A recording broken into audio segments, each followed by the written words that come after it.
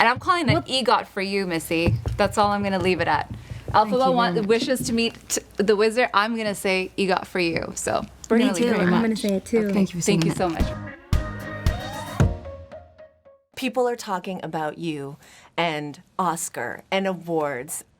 What does that feel like for you? I know that those things are not why you work, but what does that mean? Do you know, I've been around long enough to know that things always come with a rise and fall, and to not give too much power or meaning to either end of the spectrum, but to really remember to be open to receive and to really enjoy the moments as they're there. That's it, and to just really stay in the moment. When you got that tweet on X, when you got that message, that cosign from Bob Dylan, was that something you were waiting on, or were you just completely surprised? I was totally taken aback. I was honored, deeply moved. I felt deeply affirmed, honestly, and yeah, affirmed is really the right word. Okay. I think, you know, in any path we choose in life, if someone who's done it at a level like Bob Dylan's done it, you know, gives you your flowers in a sense. Yeah. Even though it wasn't totally that, but you know, in a sense. Yeah. Man, that's all I could ever ask for. I can't take too much credit for the magic of it. I think I was allowed by... Yes, you can. Well, thank you for saying that. But I think I was given the space to sort of explore and play, and John and Stephen Ramos and Stephen Schwartz, they all sort of trusted me to tell the story as truthfully as I saw fit. So where it veers a little bit is just me-ism, and that's sort of where I see her. It's just a viewpoint through my eyes. And that goes for the way I sing her. Yeah. It was just as connected as I could be to what she was singing, to what she was saying, and often I was deeply connected to it. You know, I understand what it feels like to be lonely, what it feels like to feel like you're on the outside, what it feels like to be othered.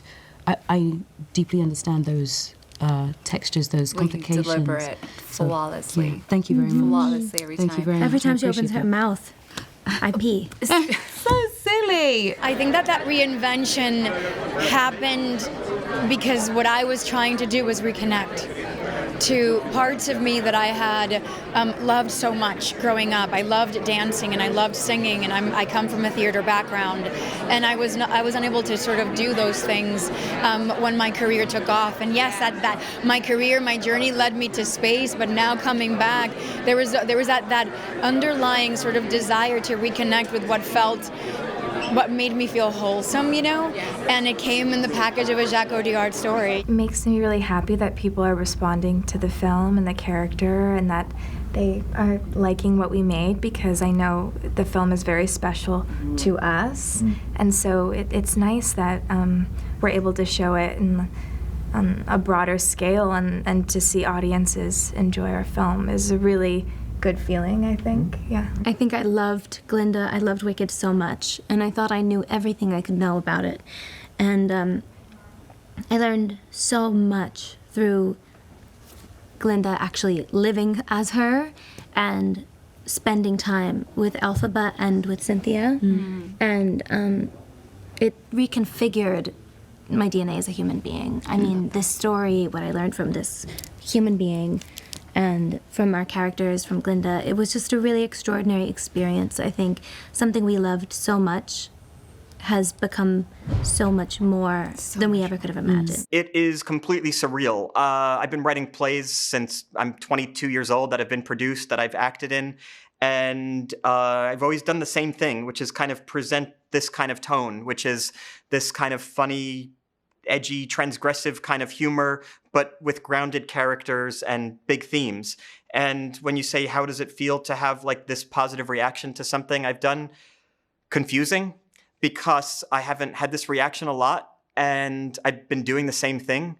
And so it just teaches me that there's this real random impossible to predict process in the arts, where you could do the same thing and for whatever reason people like this one and they didn't respond to this one, and it just feels totally surreal, and I'm trying to not feel too good about it because I'm worried that the next one won't go so well and that I'll like miss this feeling. So I'm trying not to like eat too much chocolate now because I'm worried there's not going to be any chocolate next year. So I guess that's my feeling. This is the reason why I do the work that I do. I try to be in service to humanity, truly. And I feel like that's truly been my North Star throughout my entire career, which is like, can I be a part of things that matter, that make a difference? I don't consider myself to be an extraordinarily political person, or, you know, I have my thoughts and ideas and I vote, but I feel like this is the way I really do service, and I'm really, you know, I can do it in small ways. And like with a small film like this that I think will have a huge impact. You know, talk about the power of theater, to talk about power of grace, the power of process, and look at these communities in a different way. These men that I know, I grew up with many men like this. You know, so I understand that there's more complexity and levels, and if you get to the heart of it. And so I think that's what these gentlemen, you know, with Greg and Clint invited me to be a part of, and Monique are the producers as well. They invited me to be a part of this sort of beautiful, soulful mission with what we can do and what we have access to as filmmakers. If we have a choice on what we're going to make and what we believe will make a difference, is something like this. I think that it is not for me only, no. For me, I think that I do my best job in my life.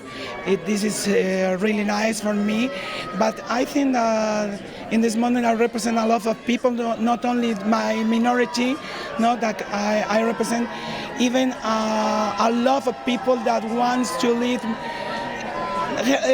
those life in freedom and happy without problems, no? Yes. And for a lot of actors and actresses that works hard in this life, and obviously for one minority that is depreciated for the society, no? Yes, so I think I love a job. Yes. I am glad it wasn't me directing this film and having to worry about what Bob Dylan had to say about it.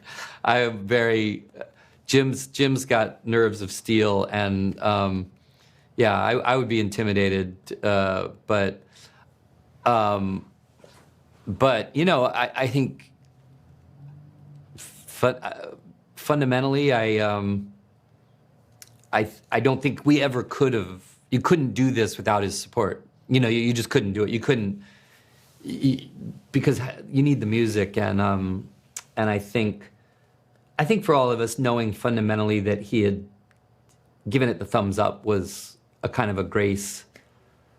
You know, it gave us a feeling of comfort, reassurance that we weren't, you know, doing something that was going to antagonize the person that we were making it about. I mean, it seemed like they were doing so much arguing, you might as well go in there and get the job done for them. Well, and I did in the film, in a kind of, you know, yes, in my silent role. Yeah. I want to say this, I mean, without saying too much, you said a whole lot. How do you prepare for a role like that, especially when you're in good company with Ray? You know, to be in a company, we had an incredible cast: Stanley Tucci, John Lithgow, Ray Fiennes. Yeah. So that made it easy. Yeah. Even if I didn't have many lines, to just listen to them and react to what they were saying. Right Amazing. Okay, so have you seen online the comparisons to the Cardinals and like the Real Housewives? And there's a there's a lot of memes saying that the Cardinals are very catty and oh really? But you know, I am old, so I cannot really see many things on Instagram, TikTok. I don't know how to do it. Yeah, I'm deeply worried. I'm deeply worried about what's going to happen, really, and I'm also worried about how how easy it's gotten to be desensitized and to ignore the truth. How we get used to. And you know, it's I think one of the reasons that he's wanted to stop the movie and prevent people from seeing it is because clearly it reflects something that's true about him, and it just shows fear in my eyes. And I think the movie's more relevant than ever now, because if we're talking about somebody who won the popular vote, then I would say we need to look at him a little bit more closely than just an SNL impression. I think we need to look at things in more uncomfortable ways, which means really trying to understand why is this man so loved by certain people? What is it about him that connects with certain people? Because he is a beast. First of all, there's no denying that. Because I imagine you had to learn so much. But that doesn't mean that beasts can't be three-dimensional or complex or charming. Right. It's so. Again, I think the movie will stand the test of time regardless of what happens. Yeah. But certainly it doesn't seem like people want to look at the truth right now. So that's pretty worrisome. I find and look to find the light through the darkness. And I think that's what this film is doing.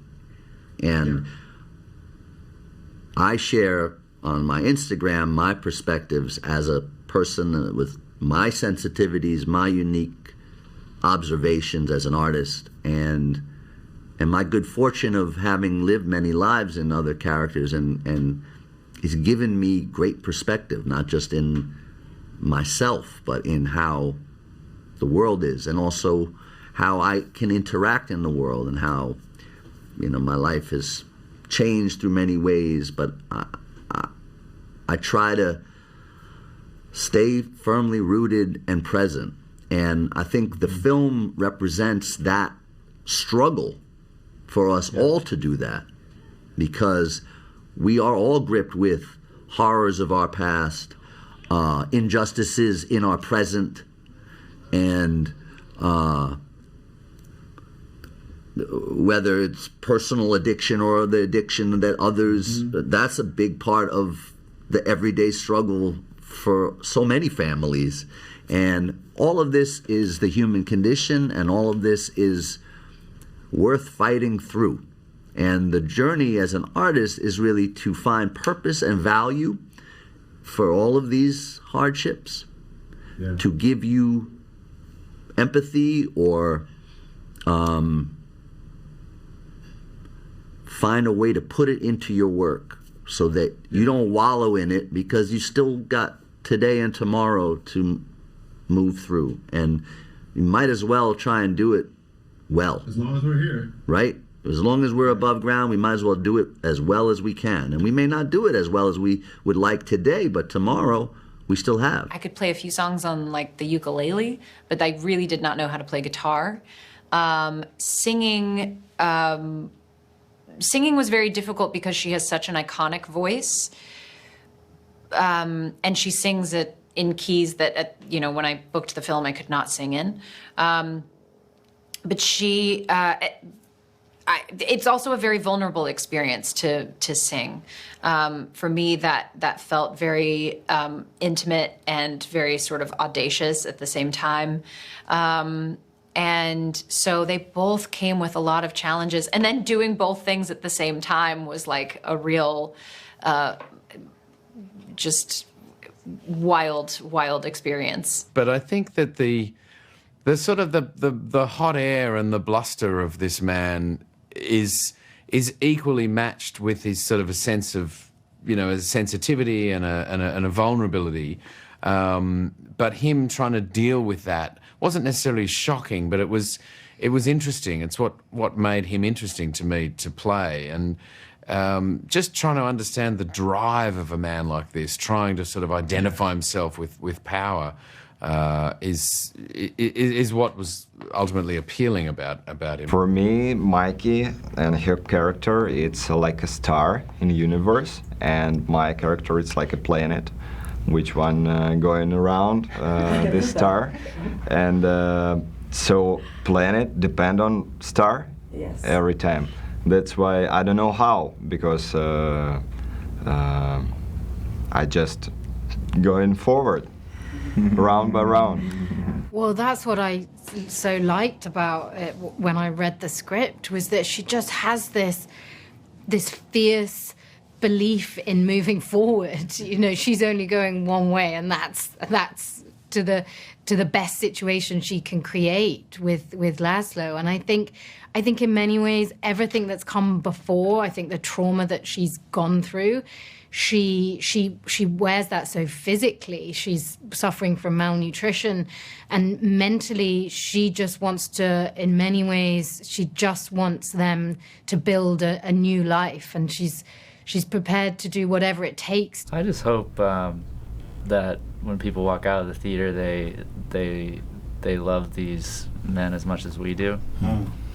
And once that happens, I think it's because you're now confronting that this is a person with a name and a history, and they can no longer be a number, they can no longer be invisible, and you have to now invite that into it. And once you invite that into your heart, like, so many possibilities emerge of the society that we could build that could be a better place for us all. I didn't want anybody to be a stereotype, and that was.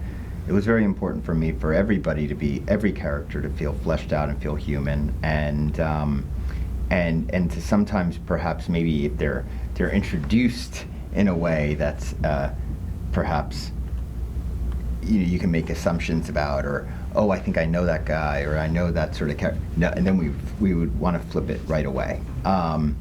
So my actors understood this, and I think they helped me really flesh out these characters even more so than was on the original page. We were all on the same page about wanting to really have people connect with these characters and see themselves in it. Mm-hmm. And it was okay that some even our lead character, even Annie, had flaws, because why not? That makes her human, and those are the things that that helps an audience connect. When we released the first movie, it was during the end of the pandemic.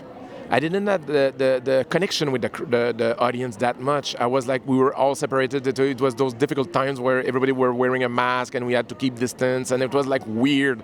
And I felt the passion for the cast, but I didn't know how really people reacted to the movie. And when we did the tour for part 2, and I saw around the world the appetite for the movie, the love for the movie, and the joy that the both movie created, that really touches me, because it's like as a filmmaker, when you feel that the story is meaningful enough to spend millions of dollars, you are hoping that it will be meaningful for other people. How proud are you to take an idea that is, you have to have the nerve.